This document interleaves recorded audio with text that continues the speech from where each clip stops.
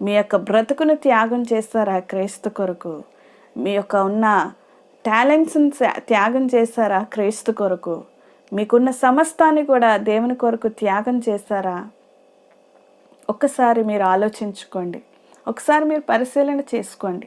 ఒకసారి మిమ్మల్ని మీరు పరిశీలన చేసుకొని, ప్రభువా మేము ఏమి త్యాగం చేయాలో, ఏమి త్యాగం రీతిగా మేము బ్రతకాలో మాకు నేర్పించు, మాకు బయలుపరచు అనే మాటను మీరు ప్రార్థించి ఉపయోగం పూర్వకంగా మీరు దేవుణ్ణి అడిగినప్పుడు దేవుడు తప్పకుండా మీ ప్రార్థనకు ప్రతిఫలం ఇస్తాడు.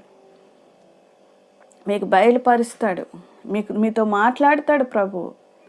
మరియమ్మ యోసేపుతో దూత మాట్లాడింది, అది ప్రణాళిక. నీ దగ్గరికి కూడా దేవుడు పంపించవచ్చు. దేవుని ప్రణాళిక ఏ విధంగా ఉందో, దేవుని యొక్క ఆలోచన ఏ విధంగా